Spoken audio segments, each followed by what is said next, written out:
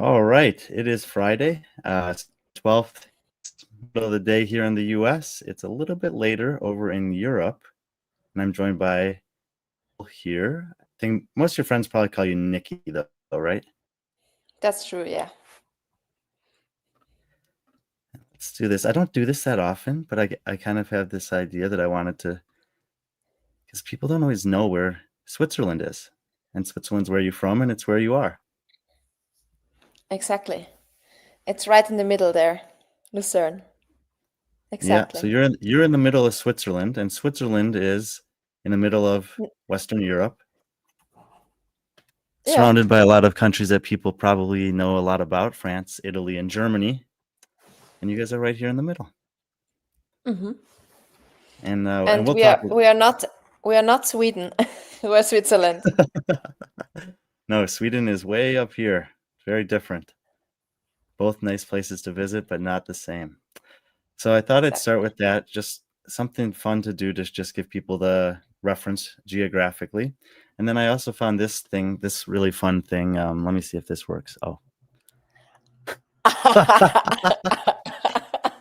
Wow. Was that the surprise you've been telling me? yeah. I was going back here and I was looking for like something that had to do with soccer because I wanted to just give people a little background information. But I saw this post. This isn't that long ago that you posted this, but this picture's from a long time ago. I think it was 2015. So And you're about 10 years. And is this has to be probably pretty early on when you started learning about CrossFit or training? Yes. It was in the very beginning. As you can see on my gear. Yeah, but in 2015, I mean, this was normal. Like these high socks, people did this. That you got the Reebok lifters on, knee sleeves, of course. These are those the Ramwad lifters or knee sleeves? No, reband. Ray-Ban. Oh yeah, sometimes their logo looks similar. Of course, Rogue. And this was not that many years after the people who have been around a long time will remember, Austin Malleolo doing competitions in the long sleeve white with all the gear on, and that was the fun part of it back then. Exactly. But wearing lifters, socks, knee sleeves with a kettlebell snatch is a bit weird though. And was this a staged picture? Were you actually working out on the balcony here? No, actually, we had a friend of mine wanted to do a shooting, so we did bring like 3 or 4 things to the balcony. What was just laying around and not too heavy to bring it up there. And you thought, let me put on this outfit. This will be perfect. Yeah, everything. Let's put on everything we can. And I told you I was looking for the soccer stuff. I found this. I don't know how fast I'll be able to find it now. Oh yeah, this was cool. But this was your background in sports, was playing soccer, and you still play soccer. Yeah, but like only like 3 times a year, plus or minus. Finally, I And prioritized the CrossFit. we'll talk about that. But what was the highest level of soccer that you played? In the highest league in Switzerland, like the National League A, we call it. And have you represented Switzerland at any international competitions? Yes, I played for the under 17 and under 19 national team, and then for the national team of futsal, which is the indoor soccer, and Hmm. also beach soccer, and sometimes football tennis as well. But this is like really, really small. And you've done some weightlifting in your many over a long period of time, really. This is like a 9-year gap from the early one to the late one here. Yeah, I kind of started weightlifting right away because some people around Lucerne, they had a club and I wanted to, of course, learn from the best. And I thought it's good to go in a weightlifting team where people are known to weightlifting and yeah, they can teach me a lot. And I'm guessing That was this the case. 55 versus 99 kgs. So over that time, you almost doubled the weight that you were able to lift. Yes. And more kilos to go, hopefully. We're just going through the memories here. I liked this one. And this is a group of people that you got to know really well this year, of course, and I got to know you guys pretty well also. I spent basically a day with you and part of the day and the week with these guys training. And I think this face on is it Tobias on the left? Yes, Tobias. I think this face is familiar to me because that's how he looked after I beat him at swimming race also. Yeah, I can remember the swimming session we made together. That was Yeah. cool. And I wanted to start kind of by asking you talk about that day a little bit because on that day we went to the pool, we did some training, and then basically you showed me around Oslo. But as we already know, you're not from Norway. But you had a very warm welcome in Norway from some of the girls specifically that kind of came, Kristen and Lena, you told me, had really been very welcoming and good role models, and you wanted to kind of pass that along to me. But I just wanted to give you a chance to talk about the experience that you've had with the people from Norway and Krieger over the last couple of years before we get to more recent stuff. Yeah, well, I mean, since I started Krieger training, they've been always supporting me. No matter what I did or which idea I came with, like going on many competitions or I don't know, telling them that I would like to go team as well in another year. Like everything I did and everything I've been through, they supported me. And I'm really grateful for this because I've never had, well, in CrossFit, this is the first programming I'm really started with. And yeah, it's so familiar.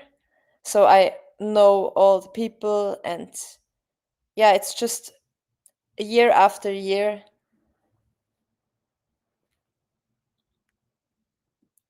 Yeah. And being in Oslo, like, and going to CrossFit Oslo to train I mean, when I was there the first time, it was such a huge motivation to go there, like to be around all these great athletes. And I mean, yeah, I had to learn a lot. And it's still like this when you go there, people want to train with you, people show you around, others more than the other. But it's always fun. Yeah, it's an amazing environment, and obviously there's a lot of Norwegian athletes there, but there have been many other athletes from around the world even who have spent weeks to months to years there, and they always integrate them very nicely into whatever they're doing. Actually, there was a guy that I met up there this summer, Robert, who just competed also at Belgrade Games, The and German guy. yes, I saw he won one of the workouts, and I was like, wait a minute, I know that name. And I had to like think about it for a second. I was like, oh yeah, I did some training with him. I saw him there, and they told me that he's got a lot of potential. But I didn't know he was going to Belgrade, and he actually got a workout win and did pretty well against a competitive field. So just another example of an athlete from somewhere else. A lot of them are Europe, of course, because it's closer. But obviously they've welcomed Tola in there. They've had some people from other parts of the world as well. And then the last thing I wanted to do is just look at this here because at the start of the year, you did this competition in Miami with a couple other of women from Switzerland, Aline Wirtz. And if you're watching this and you're like, where do I know that name from? She's currently sitting in a qualifying spot for Rogue. Obviously, that's not finalized yet, so that might be the most recent place you've seen her name. And yep. And Miram Van Roer obviously has gotten a lot of attention at certain times over the last 2 years with her success in the Open. And also, in my opinion, probably the most surprising and impressive performance at the CrossFit Games this year that I did not see coming. And so I just wanted to give you a chance here to, say whatever you'd like to say, either about this experience with them, or, you're a little bit older than both of them, so you've sort of been paving the way in Switzerland a little bit. But now there's this group of athletes, not just the women. Obviously, there's a couple men as well that are sort of the new wave of top end athletes out of Switzerland. Yeah, I mean, in the beginning, it was a bit weird in Switzerland because, yeah, I have been the only one on this level for like after Alessia stopped competing, and then Miriam and Aline were like looking up to me, and suddenly they've been on the same level, and then it was. I feel like it was a bit weird in the beginning, like we have been competitors and then not really friends. But of course, it's always good when you share your experience and when you lift each other.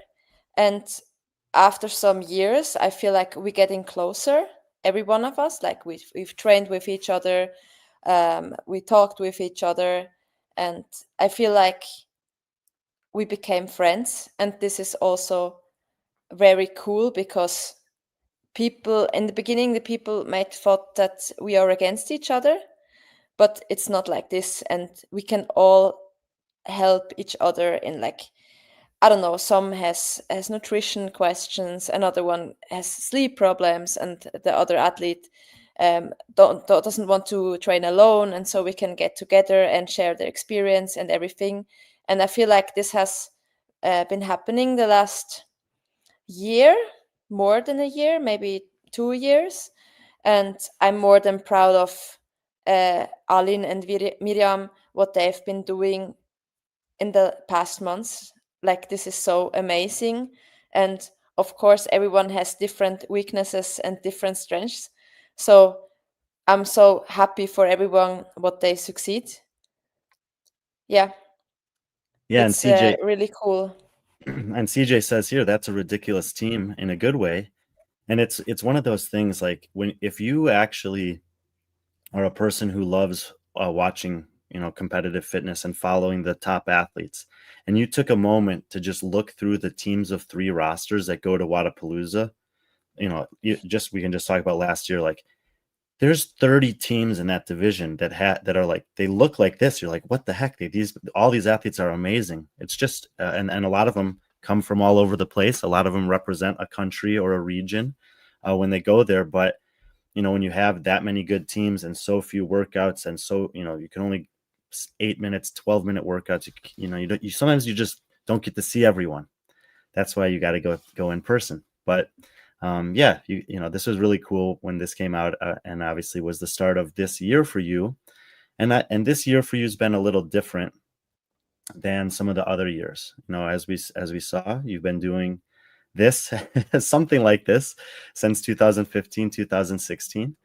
And I was going back. I don't know if people, or if you know this or not, but there's this database that exists called Apollo Oh, Analytics, and look at all this information that we have about you. Now these will only be. This is probably accurate, whatever's on your games profile. So if you haven't updated this, then it's not updated.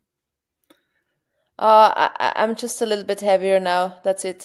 That's the case for most people. Actually, Tia Claire Toomey's profile still says that she weighs 137 pounds, which is probably what she weighed in 2014 when she made it.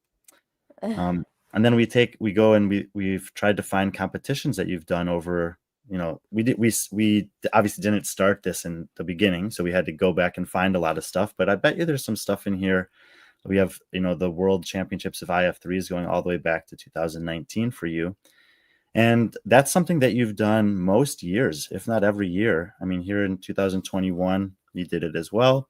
In 2022, you made a huge improvement from outside of the top 15 to on the podium. And then 2023, I think you did teams, which we don't have any team competition here. Yeah, that's true. Yeah, at the team then. And then you made the podium again this year at the Worlds, and you had some Swiss company on both podiums, I think. Yeah. With Colin and Mira. But the IF3 Worlds is something that I think most people in the United States have very little exposure to. Obviously, there are some athletes from the US that compete in it, but for a lot of the European countries, it's been a pretty good outlet for competition for several years. And would you, I'm curious, would you even say that it's been some of the maybe best opportunity for you to compete on sort of a big stage and get that experience in those early years when as an individual athlete? I would say so because I mean, it's always a huge thing if you can say you go to a world championship.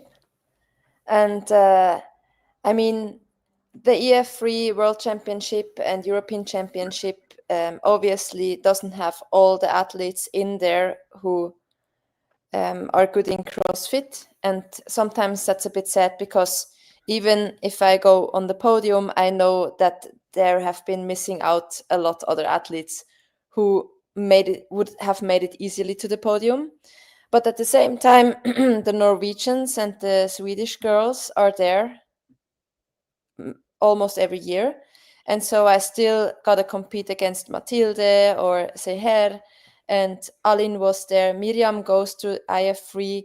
So there have been some other girls. And I mean, back then in 2019, it was just, okay, it's my first world championship. I'm here. That's amazing. And then you see other athletes much closer than, I mean, of course, there was the CrossFit Games, but then you see it in real person just next to you. And this is so inspiring. And of course, you want to go the year after it again. And I feel like it has to do with some pride things as well, going there for Switzerland and trying to make the sport better known in Switzerland, like not only functional fitness, but also CrossFit. Because I feel like in Switzerland, we live like 10 years behind when I compare to the Scandinavian Wow. countries. People go to the gym, yes, but like how to train and how to eat and like just living healthy, that's not there yet. I And wasn't I wasn't sure exactly what you meant by that when you first said it, because obviously there's some, Switzerland's a very nice country and there's great things there. It's I would think it's a wealthy country, you're talking about the training mindset and the healthy lifestyle of an athlete in the sport. Yeah, in Norway and Sweden there, and even in Finland, Denmark, yeah, they're pretty progressive there. yeah, and I feel like, I mean, I've coming out of soccer and we've never done any, like we did a preseason, of course, but like going into athletic training, it was not really known back then. It got better, but like every single sport could profit from training like we do it in functional fitness or CrossFit. I mean, of course, if you play ice hockey, you don't need to do ring muscle up, but maybe some cleans or squats would help you for being better on the ice. And Sure. this is just one example out of 1 million. And we have that known skier, for example, Marco Odermatt. And I know he trains functional fitness when there is off season in skiing. And obviously, he's the best on the world at the moment.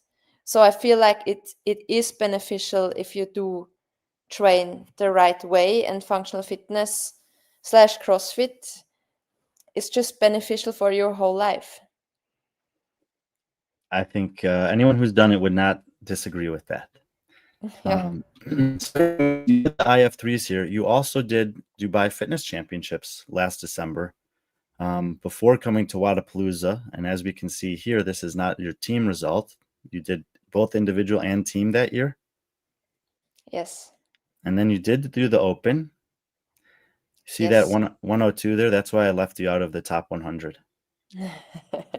I'm just No kidding. worries, I'll be back. But in all seriousness, this was a lot of competition in a small amount of time, right? You did Dubai, it's a big competition. IF3s, World Championships, big competition. Wadapalooza, big travel, individual competition, team competition.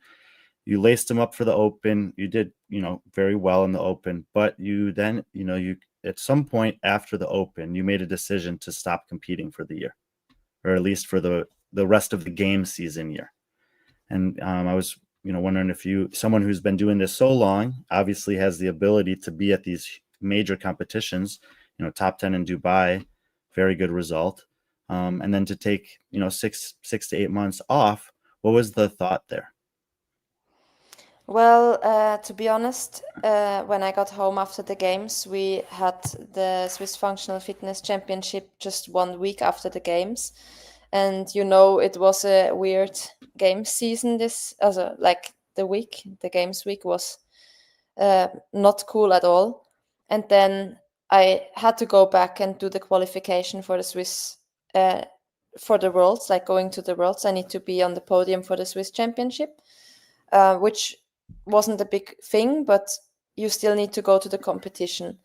And after that, there was autumn, and it was a lot of competitions in autumn already, like Swiss Throwdown, and then Dubai Championship qualifier, Vodapalooza qualifier, and like I already felt it was a lot there, and I got a lot of stress, not only doing that whole competition thing, also at work. Like I felt my body cannot recover anymore. Like for example, I do have sleep problems since years. And I always thought, it's maybe because of the night shifts, because I work at the police. And so I kind of found an excuse for not having an excuse. And then it got worse and worse and worse until I woke up 4 to 8 times each night. Like I could sleep until 2 o'clock. And then I woke up almost every hour or every half an hour. So my sleep was really, really bad. But, you know, 3 years ago, I did work full time and I went to training whenever I could. And I'm always motivated for going to training. So I just kind of pushed myself through because I thought like it's normal. And I want to train and I want to go through and I want to work hard. So we just keep on going. But yeah, I felt like something is not good. But yeah, it's really hard to stop me. And then I qualified for Vodapalooza. I qualified for Dubai. So this was a big thing for me because I'm 33 years old. So I have no idea how many times I could go to Dubai or Vodapalooza by qualification, since sometimes people get invited and I'm not the one who gets invited, if that makes sense. So Right. I went through all the qualifications and it was really hard, and I was like very nervous that I don't get it. And then I mean I always made it easily, kind of, but I was so nervous that it doesn't work. Does that make sense? And at the same time I felt like that my body has like pain and more soreness and stuff like this, so I went to the massage even more. And yeah, this was just the beginning in autumn, and it got worse and worse and worse. And then we had that 3 competitions in the Austrian Throwdown, the Dubai Championship, and then the Worlds. And I kind of traveled from one to the other. And I knew I'm only going to compete. I'm not going to train in between. I see it as a holiday, kind of compete, holiday, compete, holiday. And I think that was not too bad. Like Dubai was great. And Austria, I knew that I'm not going to go all in. It was just kind of a warm-up competition. And then there was the World Championship where I went with my boyfriend and all my Swiss friends. Also, I said that I'm not going to prioritize this competition. I'm just going to go there and try to be the best I can. And to be honest, in Hungary, I noticed that I kind of made hacks after each workout. I'm like, okay, first one done, 5 left. Second one done, 4 left. Like I was counting down the workouts until we are finally done because I just wanted to be over with it. And when we got home, I think I didn't work out for 10 days. I only went to work and I really enjoyed being at work. because I've missed a lot of time, and this is also something I don't like, being away from my team too long. And then I told Joachim that I need to calm down a bit, that I maybe only gonna do whatever I want for the next 2 weeks, and then in January we start again. But the recovery and the body thing, that didn't get better.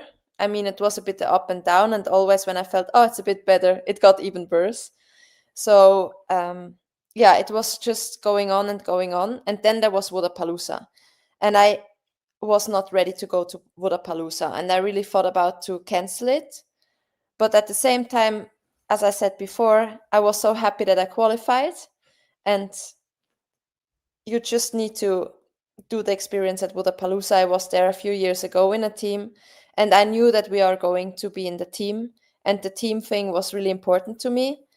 But the individual competition kind of fucked me up because the weights were so heavy. And like for the European athletes, I feel we are just not as strong as the Americans, like not all of us. So the workouts with heavy bench press, for example, and like 50 burpees, no one cares about the burpees anymore. It's only how many reps can you do unbroken with the bench press. And Right. yeah, I'm just a weak athlete kind of, or too weak compared to the US athletes. So I really had a hard time. But yeah, I mean, I tried to enjoy it. And of course, I enjoyed even more the team thing after it, which was a lot of fun. And after that, the open came.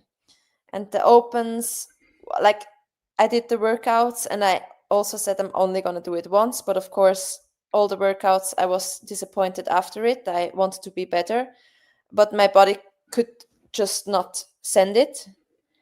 And it continued. I didn't stop because I'm so ambitious, if that makes sense. So I Yeah. wanted to be better and better, and I wanted to train.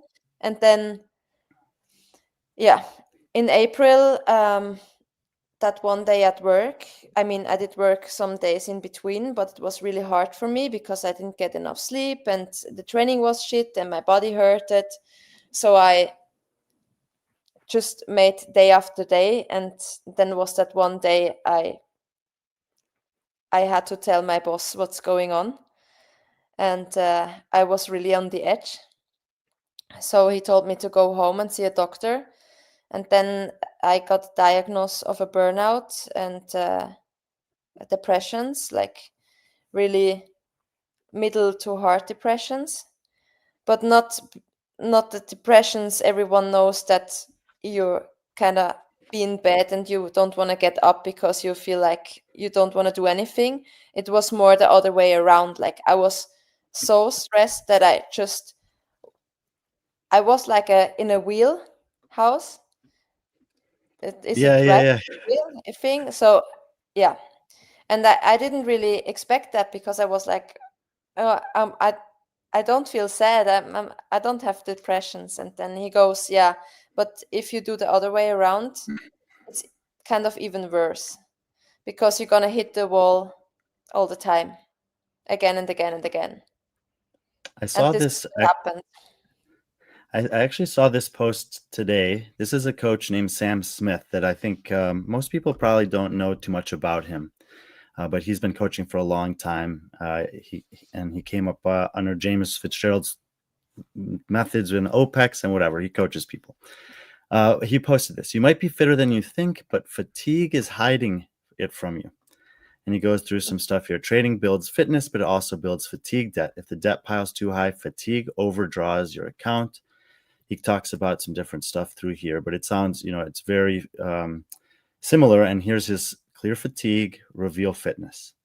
Like, and I think that this topic that you're talking about, that he's posting about here, is something that's going to become very important for athletes, young and older, male and female, this year, next year, because for athletes who are as good as you are, and obviously there's a lot of them, 100 or so, let's just say the top 100 in either division.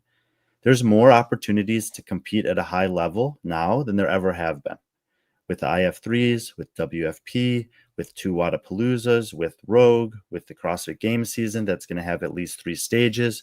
Some of those competitions require qualifiers, so it's not just one event, but it might be 2 or 3 just to be involved. And my experience is that for a small period of time, athletes can do that, but over more than 2-year period of time, not in this sport.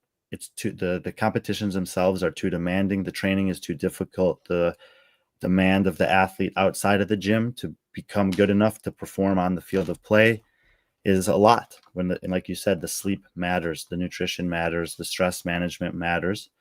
And so I wanted, that was perfect. And I really appreciate you sharing all of that, because I know also it can be embarrassing to talk about or hard to talk about, because, you guys put in so much work and you're so proud of the person you've become. And it can be really difficult to be like, well, if I'm so strong, if I'm so fit, how come I'm so weak? How come I feel so tired? Like, it doesn't make sense. But that's why I wanted to show that post, because it's not a unique thing to you. We've seen this with some athletes who've talked about it, and others, they don't talk about it. You just don't see them for a period of time, and then maybe they'll come back or maybe they don't. But I think a lot of athletes are going to be put in a situation in the next couple months or years where they have to make a similar decision. And so I thought this would actually be a perfect time, because I kind of was messing around with you, but as you know, I did not put you in the top 100 in the world this summer, because I didn't know really what you were doing, even though I know what your peak fitness is, and it bothered you. Even if you don't want, I know it bothered you because you messaged me. But those are those things, like there's always going to be those little temptations out there that are like, oh, man, I should be out there. I should go back. I should compete more. And it can be even more difficult to trust yourself and your team and your doctors and your coaches to make the decisions that are going to set you up for success. But you've done that this year. And now you've come back to compete this last weekend at Belgrade Games, and you did amazing. So we'll talk. I want to talk about the competition a little bit, but I just wanted to, before we do that, like, maybe what was this summer like for you, sitting back, not trying to make it to some of the major events that you might have wanted to otherwise, and then to get ready for a competition that it's not as big as the competitions that you've done before, but there were some very good athletes there competing, maybe 10 to 12, 15 deep that are notable athletes around Europe. So what was this summer like for you? Well, I forgot a bit to tell that this period of time where I was struggling with the sleep and my recovery and stuff like this, people kind of told me, well, maybe it's something deeper. Maybe you need to go back in time and maybe like work through whatever you have been going through in life.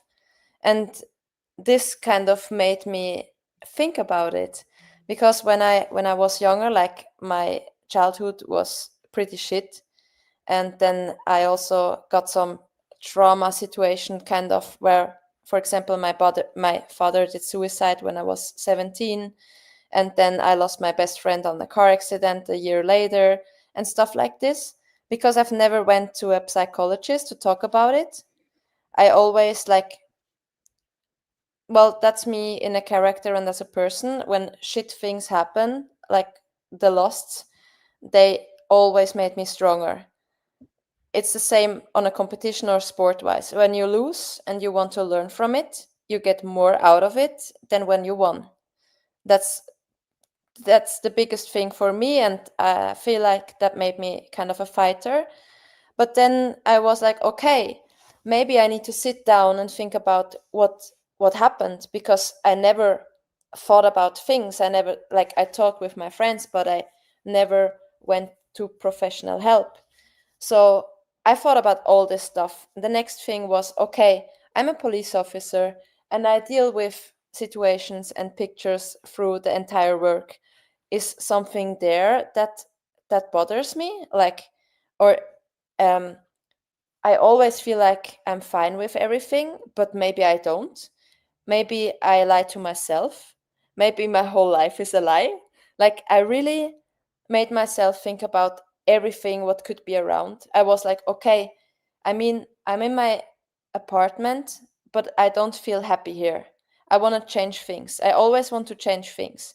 Is it me, or is it because we moved so many times when I was younger? Like, I found so many topics who could be the reason for all of this.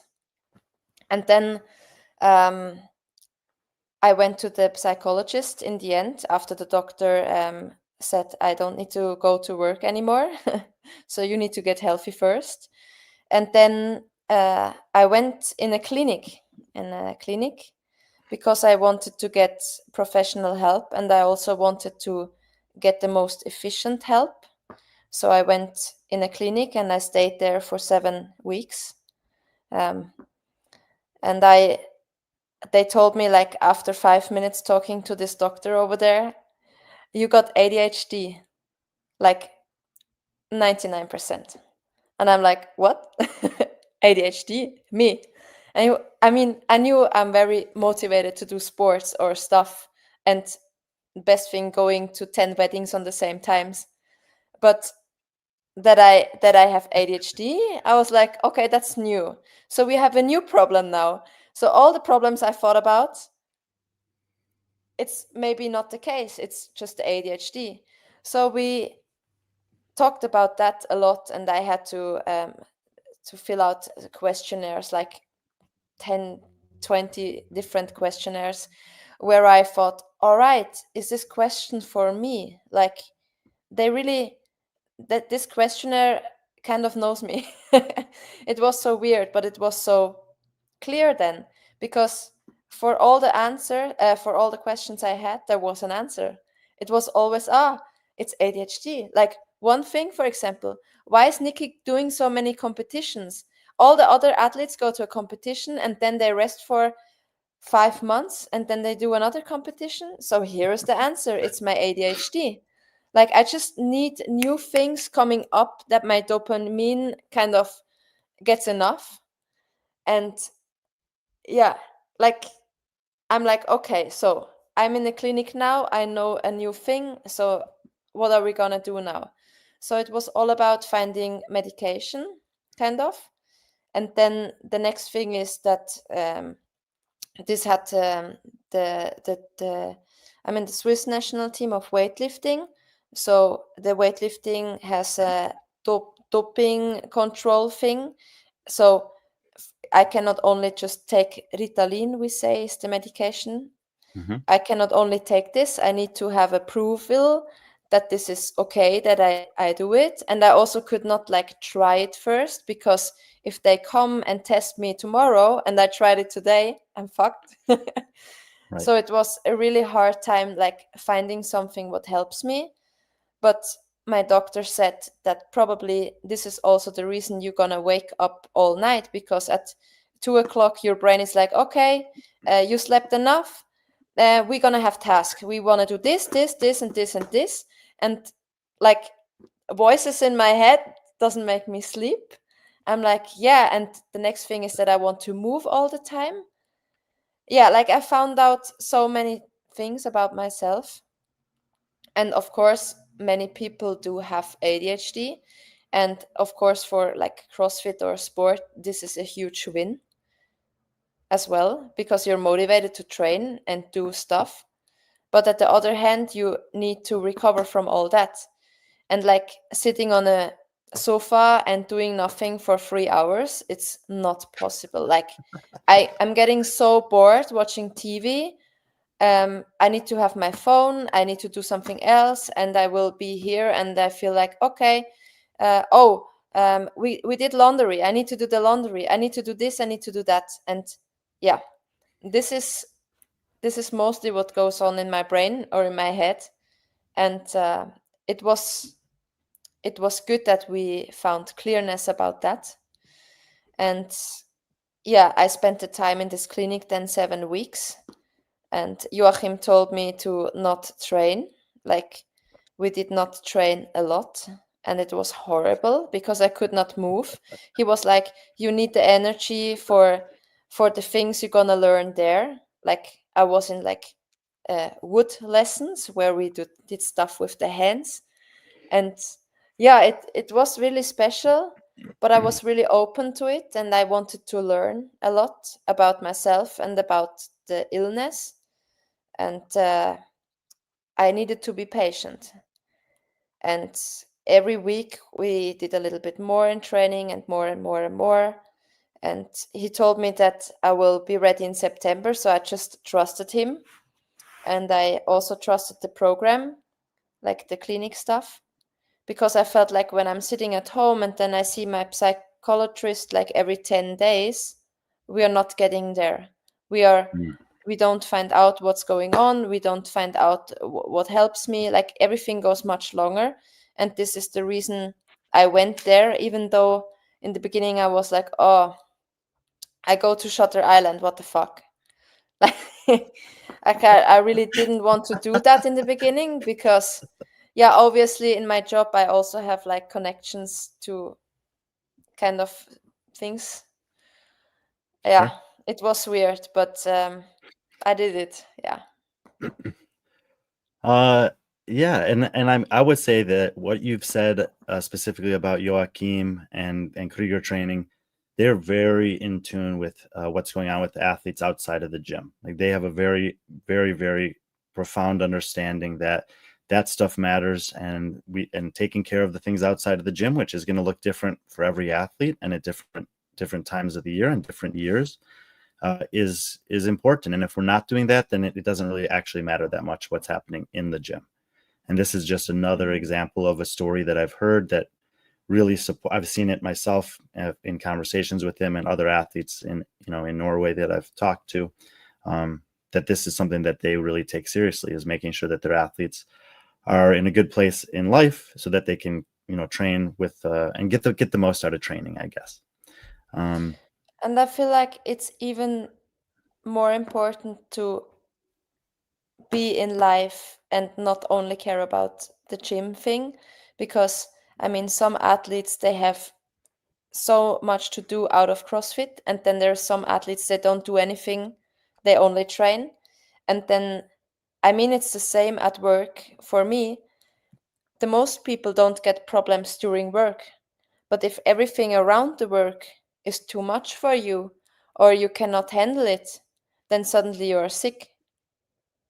And I feel like it's very important that you see the whole human, and that you are not going to only take part of the training, or I don't know, something else. Absolutely. We have some comments here I want to show you. Sandra, I appreciate so much you're sharing your story with us and presenting yourself vulnerable. CJ is I don't know where CJ lives, but she says Swiss healthcare is impressive. I mean, it cost it had cost a lot. Like it was not. I had to pay by myself some stuff. And she also says your Swiss police and fitness life seems like a European TV show that would show up on my watch list. Nice. Patrick, although he couldn't be here with us, he wants to know that he does not think you're weak. Far from it. You know, going to a clinic and all this psychologist and burnout thing, I feel like in Switzerland or maybe all over the world, people don't talk about it very often because they feel like they are weak. But I feel like that we are all having problem in us. But it depends on how you're gonna spend your day and what you are doing for work. Especially, I have a friend. She got ADHD too, and she was a lawyer.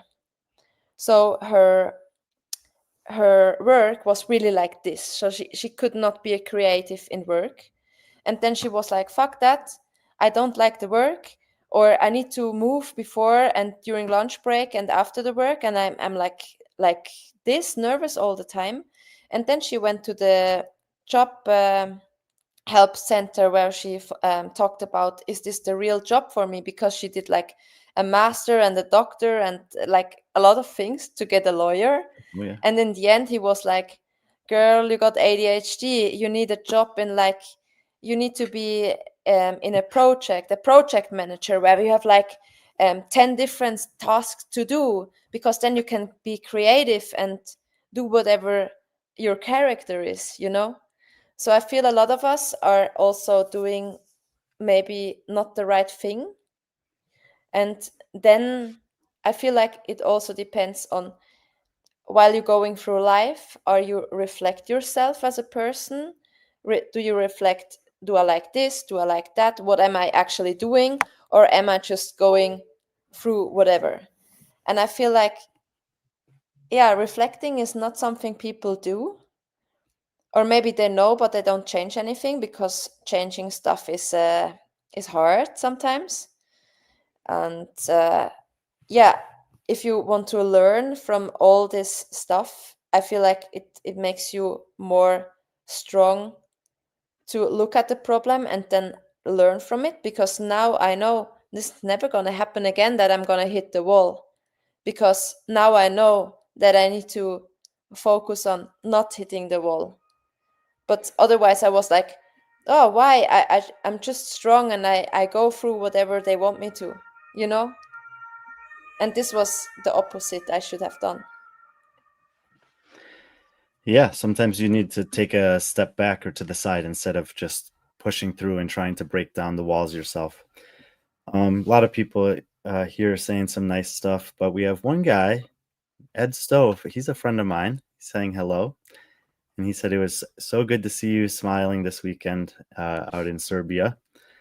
And so, this is great. When I asked you to come on the show, I didn't know all of the things that you just shared with me, but I knew that you've been taking some time. And when we did get to spend some time together in Norway, also, I just knew that you're very analytical. You're always thinking. You're always curious about, did I do the right thing? How do I know what's the next right thing?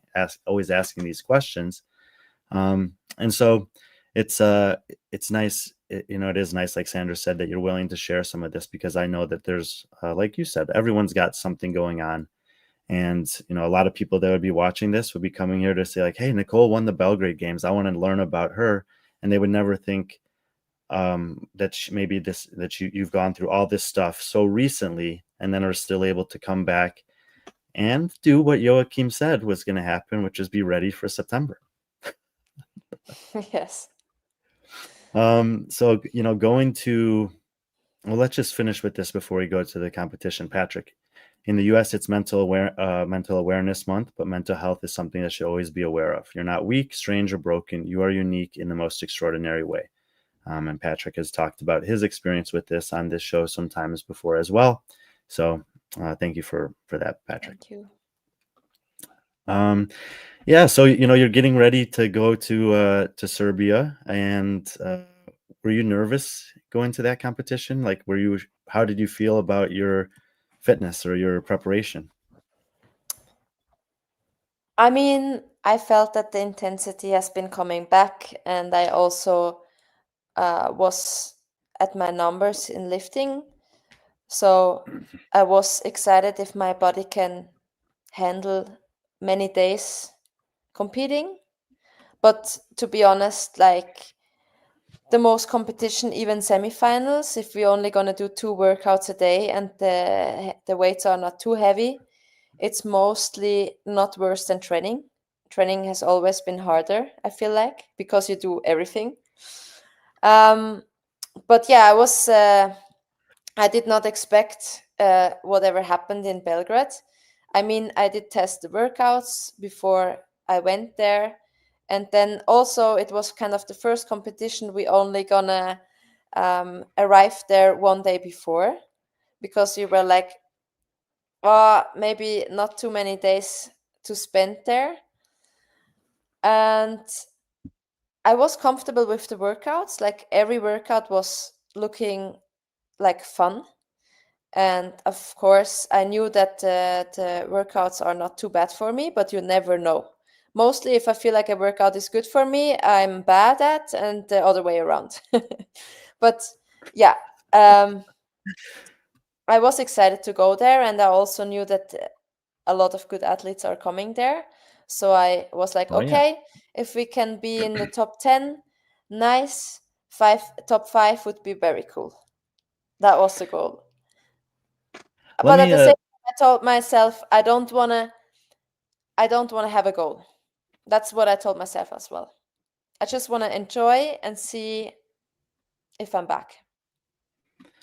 Well, let's take a look at some of the athletes here. I'm going to just do something a little fun because I don't know all of these women, but there's women from tons of different countries. We see Portugal, the UK, obviously some from Serbia.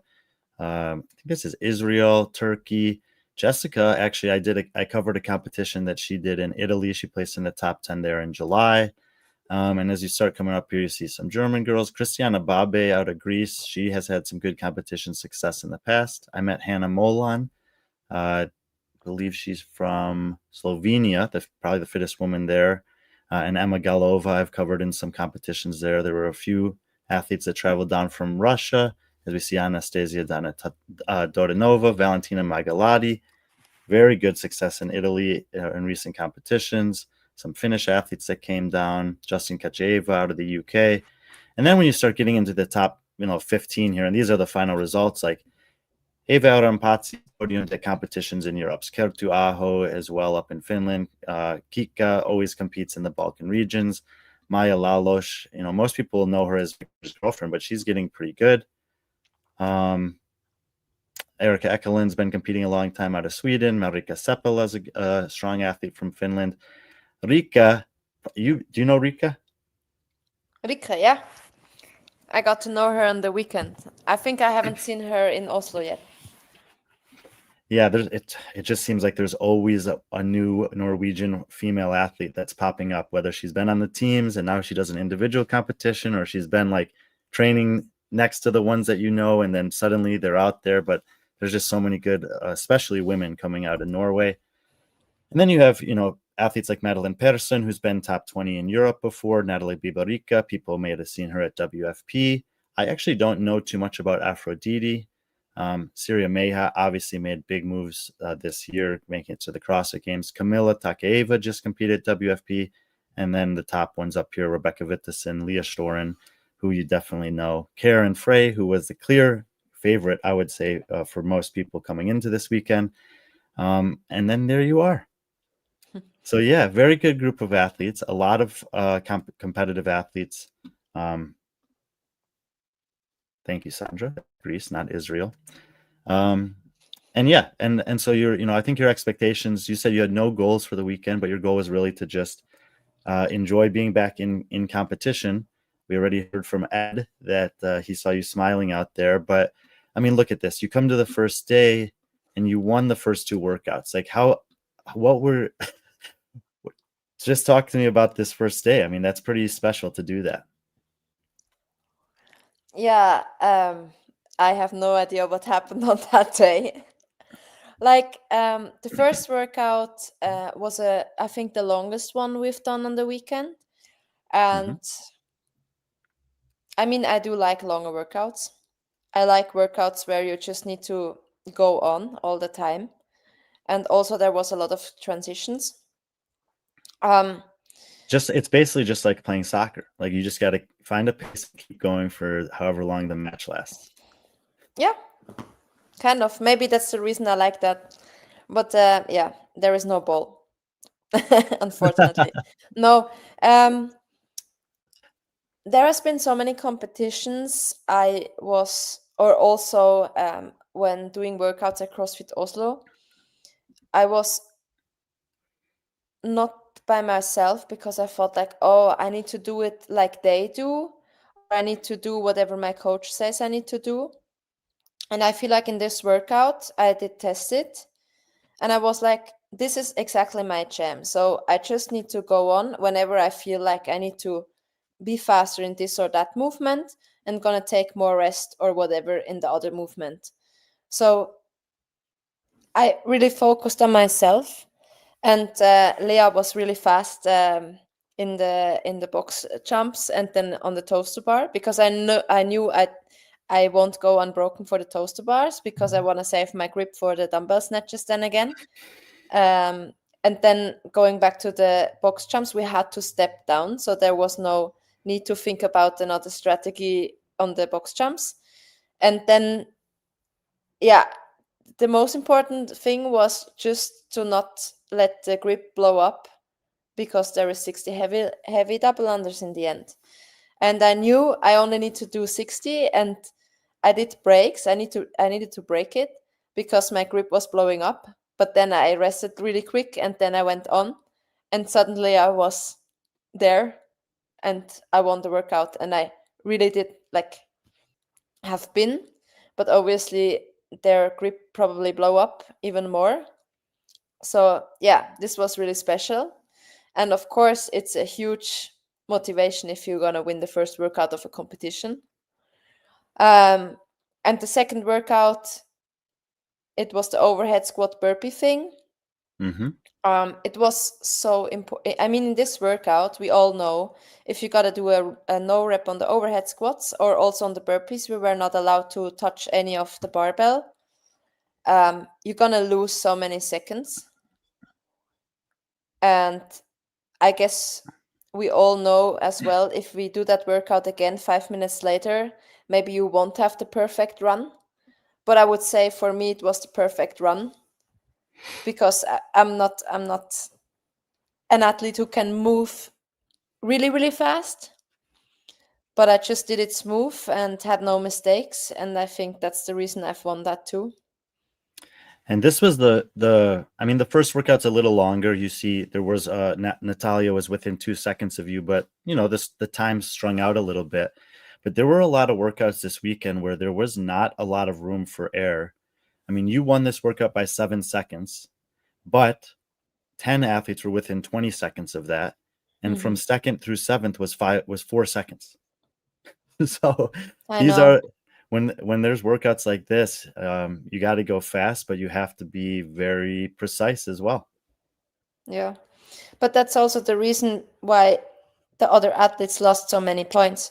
Because if you are exactly in this wave where all has been the same time, you just lose a lot of spaces, a lot of ranking points. And the same for the bike erg test.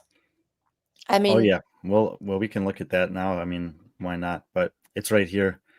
These were the times. This is just 1,000 meters, right? exactly. It's a little bit sad because they did only took the second and not the point.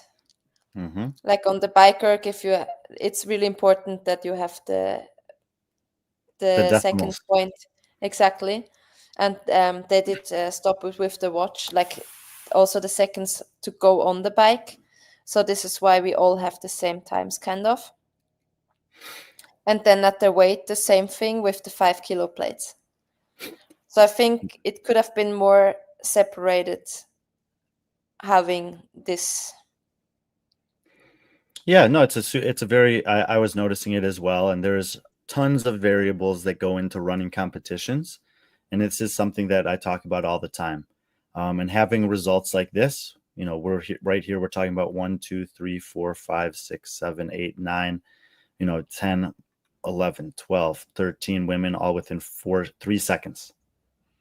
So if you're going to program something like this, any competition, it's okay for the masses. But when you're talking about the elite, the top division, whatever that is at your competition, this is something that I think that competition organizers struggle with. Is it's a different ball game. Like, these people are at this point in competitive fitness, they're training specifically for this, and a lot of them, or most of them, are actually pursuing this as a career, meaning that the money matters, doing well matters, and it may not even be the stuff that you see, the 9,000 euro check, but you might have a sponsor that's like, hey, if you make a podium in Europe, we'll give you whatever. Like, that happens a lot with agents representing athletes and all these other things. So trying to find the ways to let fitness be what's rewarded and break up those ties as much as possible. There's nothing wrong with having a 2 minutes. Mm-mm. It's just as important a time domain to test as any other time domain. But if you haven't found a way to find the small differences, and like you were talking about with the weightlifting here, I mean, Karen Frey, obviously we know, give her the barbell and get out of the way. But look at this: 1, 2, 3, 4, 5 women, all with 80 kilos. Notably, one of them is you, so not as weak as you advertised. Not in snatch, but the other things. But I do want to ask about the mindset for the athletes here, because at this point you're in the middle of the weekend. You're doing very well, so you're in the competition now, in the competition mindset, and you have 1,000-meter bike, and then a lifting event with like not a lot of room for error. A 5-kilo mistake could be 5 or 10 spots potentially. So what do as you're getting, I think this is Saturday night, right? The end of the second day. Yep. So what are you thinking about going into a workouts where that there's such small rooms for error? Well, the thing with the bike, we just got to know when before we went out of the floor. And the kilos, I've seen that. Of course, I've tested also the event in training. And I want to tell you one thing. Going all out on a 1K bike into a 1RM snatch is hard. Like, and there was a limited time domain because exactly. So all the lactate you just got in your legs because of the biking, like the legs don't want to get under the barbell after that. It was so weird. Like that's what I was talking about with Joachim. He was like, just take the barbell. It can be an empty barbell. Just do an overhead squat. Like your legs need to understand what they should do next. And in training, he was like, do that 30 seconds after you've done with the bike. I tried. It did not work. So I knew I had to take a little bit longer. But I was very okay with snatching 80. And Joe, the MC, asked me before the event, what are you going to snatch? I'm like, 80. Because I knew, I know I can always do 80. 80 is like an everyday weight. But on the bike, like I knew that you never know how fast the other's gonna bike, and there is so many things you can adjust the bike with, like going in the saddle with the saddle seat up or down, or like where to put the handles. But it's just you need to go through so much pain in that 1.5 minutes, because every second counts, like really every second. And I knew I'm gonna lose rankings if I'm not go as fast as I can, and then I feel weak and I'm like, oh, it's so hard. I'm gonna lose more seconds. So I need just to hurry up and bike as fast as I can. And that's what I wanted to do. And yeah, then in the snatch it was clear for me to do the 80. But I was like 85. I mean, we have seen that in the other heats there was no girl doing 85. Right. So it was only Kara. And then there was no need to do more, if that makes sense. Yeah, because you can get the tie for second. Everyone gets the points, and Karen's gonna do her thing anyway. Yeah.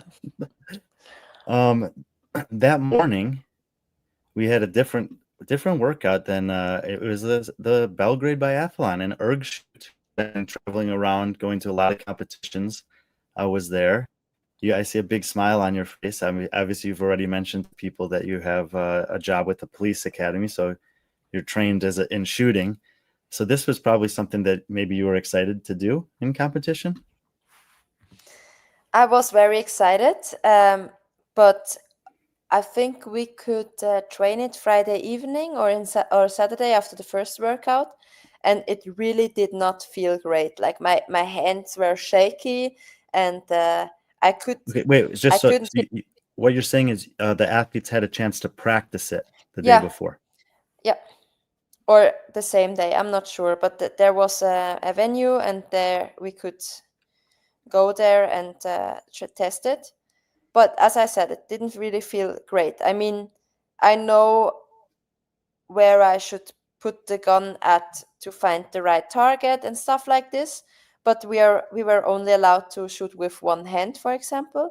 And then the next thing is that the laser pointer, I did not see it all the time where it went through. And then some guns were like you had to target a bit higher, and some the other way around. So Yeah. it's a bit weird. Going into this event was like Joachim told me, if it is shooting, I expect great from you. I'm like, okay, let's see. There was like, I mean, there have been other heats. There was not really a warm up. I feel like none of us at least did a proper warm up. And also, you had no idea if the others hit the target and how many rounds of ski erg they have been doing now. So it was really unpredictable. And then, of course, you got like millions of strategies how to do that workout now. So you can tell yourself, I'm not going to hit any target, so fuck up. I'm only going to ski as fast as I can, do 5 shots, and I go back to the ski and I ski as fast as I can. But then at the other point, you get per target shot 2 calories, and if you got all 5, you get 12. Oh wow. So it Yeah. was like, okay, maybe there is a reason to hit the target. So gotta take a bit time to do it properly. But then you need to have a plan B. If you don't hit any target, you might go back to ski and ski faster. Yeah, that was a bit weird. But I mean, I did ski at like 85 to 90%, and then I took Okay. time to shoot, and yeah, I hit 20 times. Yeah, and you That ended got up some points. yeah, and you ended up finishing third place here. I remember when I was looking back at this, like Justine's score was this is very impressive. Yeah, this score came in late. Oh, Before it was only us two leading, but then there was that other score. But it's impressive, much more than we did. yeah. So maybe Yeah, she's a good shot. yeah. This, by the way, if you're not familiar with, is the Circle 21 app. They host tons and tons of competitions around Europe. And as you can see, it's a super user-friendly interface to use. Not a lot of these things you can click like this and just sort every workout. It's very easy. You can switch back and forth between workouts and leaderboard. The one thing that's a little bit, if you're using this for the first time, that's maybe could be a little better, is to get to the other workouts, you have to go to the bottom and scroll this across. So if you were trying to look here and couldn't find the last workouts, that's how you get to it. And then 2 workouts on Sunday. Let's go back here so we have you at the top where we want you.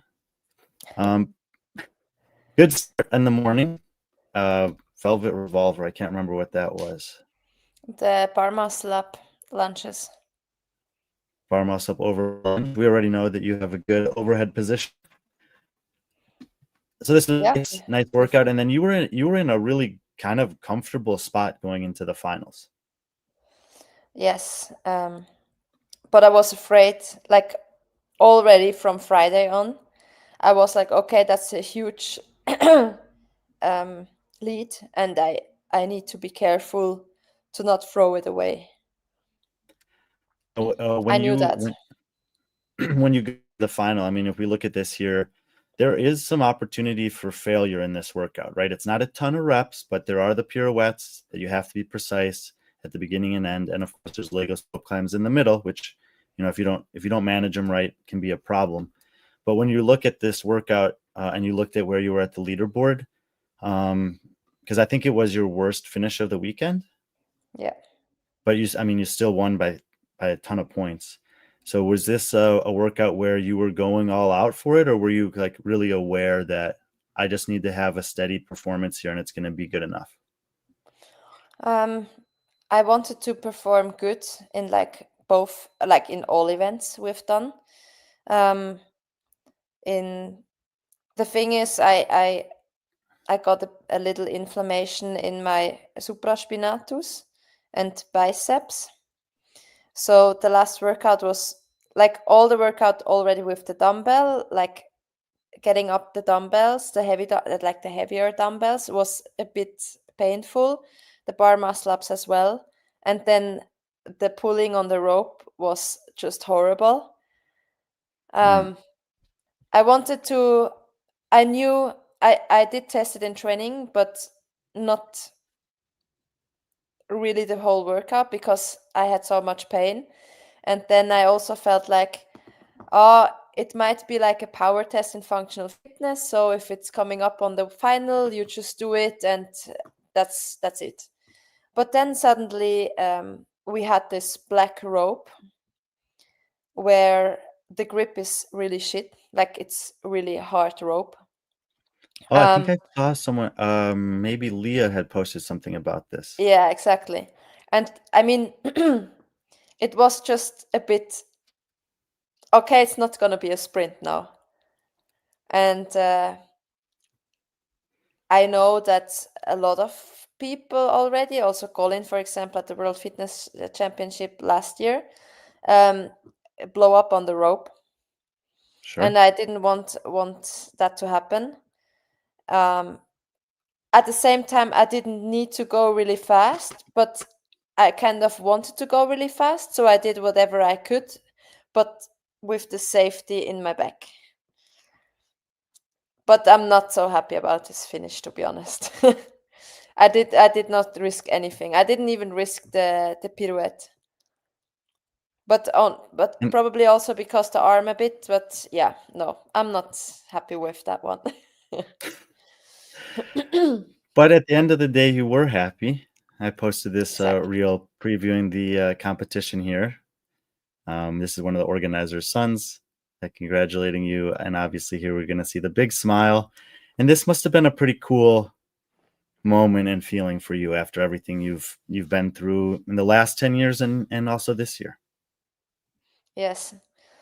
Like I don't see me as a leading athlete in Europe, and I'm not like a specialist in like one single thing in CrossFit. Like there's so many athletes, if specific workouts come up, you can tell she's gonna win it or her's gonna win it, whatever. But yeah, I knew that when I perform good in every workout in Belgrade, it might be a top 5 finish or even better.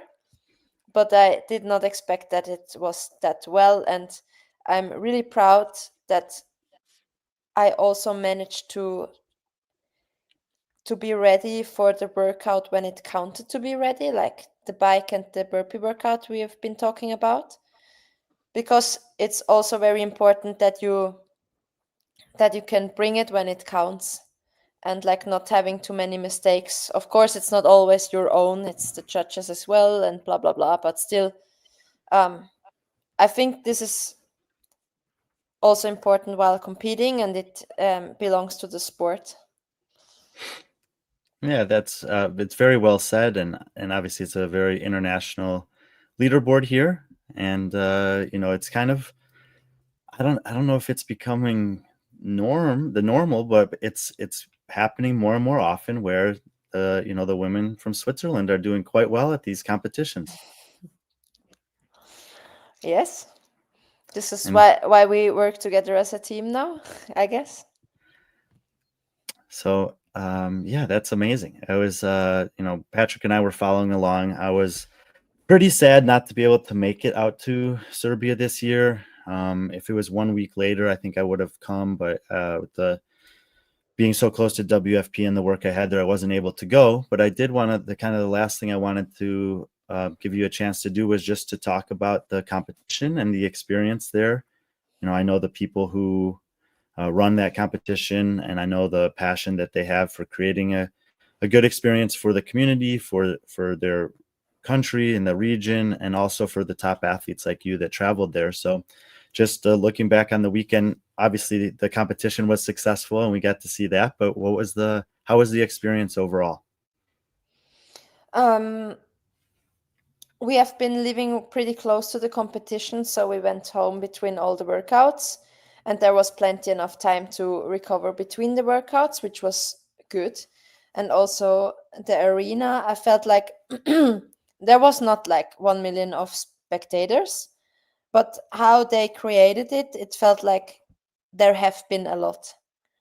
Like being on the competition floor, I felt really comfortable, and I also liked the workouts. Of course, I was missing a bit a longer workout, but it's common in competition that when so many different level compete, that the workouts are not too long because it's boring to look at it. Sure. But I felt like we have done pretty much everything, and also in different ways. And yeah, for me, I felt like it was great. Yeah, I was Yeah. happy. It's a good point that you make about the size of the arena compared to the number of people on site. You can be clever and creative in the way that you construct your arena, where you put the stands, how many you have. And what I remember from last year being there is that in most of the other divisions, a majority of the athletes are Serbian or from neighboring countries. So, they'll have people that come with them. And so there's like kind of a constant group of like the similar number of people that are in the stands cheering on. It's a rotating group for the most part as different divisions come through. And then when the top divisions, when the pros come out, the stands are of course the most full because a lot of people stick around to watch athletes like yourself and some of the others that we looked at who've traveled there to compete. So I think that they last year, and it sounds like this year too, did a good job of creating an environment that was appropriate for the competition that they had. I think it's important to be smart on how to put up everything, because I also know competitions like, for example, in Switzerland, where we have like that huge hall, but then the spectators are so far away, and also Yeah. there are not a lot. And then you feel like it's so empty in here. I'm gonna do my workout on this lane, but I cannot feel any people around. Like, yeah, it's not the same. And I mean, the feeling for an athlete going out of a competition floor where you feel like important, kind of, or seen. This is a nice feeling, and then you have like that extra power as well. Yeah, absolutely. The environment matters, and it doesn't have to be the biggest space or the most amount of people to make it a special place for the athletes to compete and No, to for perform. example, some weeks ago we've been to Italy on another competition, and it was next to the ocean, and it was on the grass. Like, the platform hasn't been really straight, and like the circumstances were a bit different, so it was more like a holiday fun competition, but they had the spectators around as well.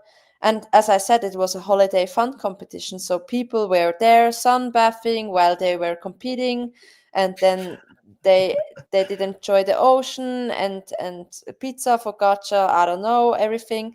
And like, the feeling was just nice. And yeah, you don't need to have like that big hall and arena. It has to be as big as you can organize everything around, I would say. Yeah, there's lots of different ways to do it. Hmm. Well, are you going to have you made any decisions about the future for competition for Nicole? Yes. This year I think it's not going to be a lot. Like, I wanted to do World Fitness Project, like the one in Mesa, but then I was like, well, there is no sense to fly to America doing 6 workouts and not qualifying for Copenhagen anyways, because this is gonna be impossible if people compete Mhm. both. So what I want to do is to try that next year, but of course we all need to know the schedule first. Like, as you said in the beginning, there are so many competitions coming up, and you cannot do all of them. Like, you need Right. to decide a bit what you want to focus on. For this year, the World Championship is going to take place in Lithuania in Hmm. December, and hopefully we know a bit more about Dubai Championship very soon. And I've been asking Saud. Yeah, if he's gonna do it, I think he needs to say something. yeah, I'm waiting for it. And then there's a Swiss Throwdown, but it's just next to my door, like my home competition. And next weekend I will be in Almeria for the Far West Championship. Yeah, I did see that they posted that a while ago. I didn't know if you were still going to go. I'm kind of curious about this. I found it here. I I have Oh, no idea if there is a lot of people coming. I've seen the elite women roster is a bit small, like we are only around 10 athletes or something like this. But what said, Nikki, you need to go there was the arena where it takes place. Like if you click on the Far West Championship, there is like some little videos where they throw pigs around on this mini Hollywood area. And I feel okay. like this competition takes place in the dirt or in the desert, kind of. And I mean, it's just special. And Pixel will be there, so I thought this is a fun thing to do, and also we can combine it as a holiday. I will go there with my boyfriend and cruising around Almeria. You're Almeria. gonna you're gonna see probably see your friend Joe again, the MC. I hope so, yeah. He's involved in this, and Pixel, yeah, they dropped their new shoe. I know they've been working on that for a long time, so maybe you'll get up Yeah, there. I'm excited, yes. Cool. Well, that's amazing. I'm really happy that you said yes to doing this with us. And I think that obviously the competition that you had in Serbia was amazing, and it was really great to see you perform so well, and to hear from some friends I have there, like Ed, that you were also having a good time. I talked to Lauren Smith as well, who I know you did an interview with, and she said it was great just to see Nikki back out there. And I think just as important was the conversation we had before that. I know, like I said, there's a lot of people who are listening or already listened that are appreciative of that, and hopefully some others will. Sharing stuff like that isn't always easy, but you never know who's going to hear it and who it might make a difference for. So thank you for that. I told myself if I can only help like one person with my experience and what I've done, then it's already a huge win. Absolutely. And So I I know think there are a lot of people struggling with life, and yeah, that's fair. yeah, it's definitely fair, and it's definitely true.